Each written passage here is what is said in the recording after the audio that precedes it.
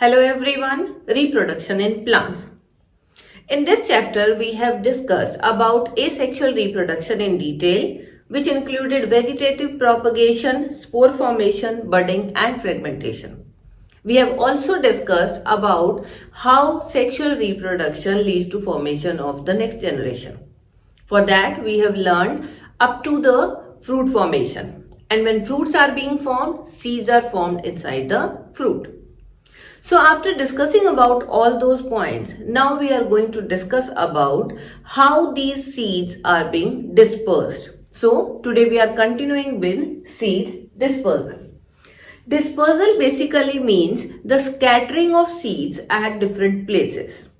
There are certain reasons behind this why there is dispersal of seed so important. First and the foremost one is seed dispersal is having an advantage. It leads to avoid overcrowding. Overcrowding means if seeds will be falling at one place only, then the new plants will grow at that place only, and this will lead to overcrowding. So this is the first and the foremost reason. Second reason is it will avoid competition. Competition for the sunlight, water, minerals, nutrients, everything. To avoid competition between the plants, seed dispersal is must. And third important reason is it will lead to invasion of plants to the new area. Means earlier might be that plant is not able to grow at a certain place, but with the passage of time it may grow. So that is another reason because of which we have to focus on seed dispersal. Now dispersal of seed basically occurs due to certain agents. Agents means which play very important role in sending the seed from one place to another. We have basically three main agents. First agent is wind, then water, then by animals, and sometimes it may also occur because of the explosion of the fruit. So these are the four main agents which help in the dispersal of seeds. We'll be reading about all these agents and we'll give you example which are basically dispersed due to these agents. There are certain seeds which are having ability to be dispersed with the help of wind. Means wind is the agent which will help in the dispersal of the seeds of certain plants. All the seeds are not having ability to be dispersed with the wind because some seeds are heavy. The seeds which are light in weight or they have wings, they are having ability to be dispersed with the help of wind. Some examples of such seeds are like if you see drumstick seed and maple seed. These are the two seeds which are having ability to be dispersed by wind because of the presence of wings. So they can easily be dispersed by wind. Then seeds of cotton, mother, dandelion.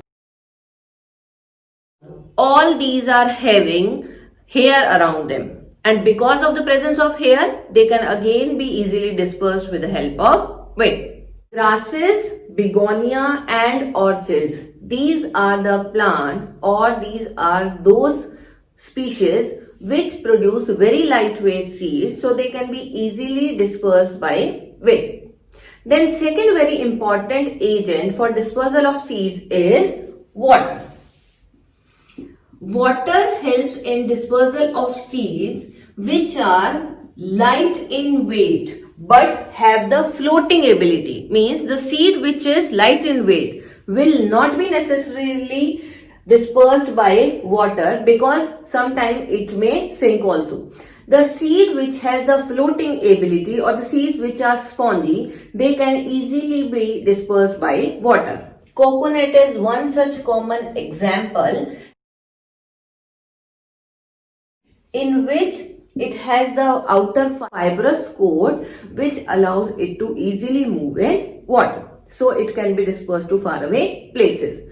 Apart from coconut, if you notice, water lily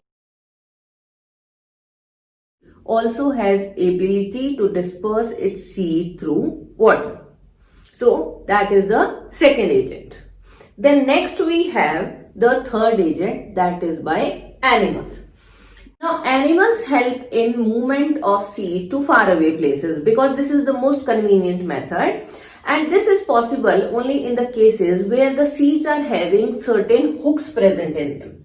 Because these hooks, they will easily get entangled with the fur or hair of the body of the animal. So when the animal is moving to some other place, they carry seeds with them. So animals also help in dispersal of seeds, and for this they must be having hooks. Very common examples of such seeds which get dispersed by animals is Xanthium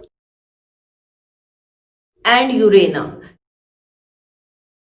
These are the two seeds which have hook present on them, so they will be so easily entangled with the body of the animal and will be dispersed to faraway places. And when they get suitable place, they fall off, they will start growing into a complete plant. Another way by which animals help is if the animal is eating the fruit, the seeds are not being digested, then through the waste material which they are ingesting from their body, that will allow seed to just go to faraway places. This is how animals help for dispersal. These animals will help in easy dispersal by two ways. One, by attaching to their body, that is with the help of hooks, and second is when they are ingesting the waste material, then also they help in dispersal of seeds. Fourth agent which we consider is basically explosion of fruit. Now, explosion of fruit does not occur in all the cases. Explosion of fruit basically takes place in few plants only, where when the fruit gets over mature, it bursts with certain jerks, and when this happens, it explodes the fruit and all the seeds present inside it will be scattered to faraway places. It will not be for very far away, but a little away from the parent plant. So, basically, explosion of fruit occurs in the case of peas, castor and balsam. These are the three plants, the fruits of which they scatter the seeds by sudden jerks which occur due to explosion. So this is basically about the dispersal of seeds by various agents, especially wind, water, animals and explosion of fruit by itself. So hope now it is clear to you how the seed is being dispersed to different places and how new plants grow at different places, sometimes when these were actually not having any plant previously present at that particular place.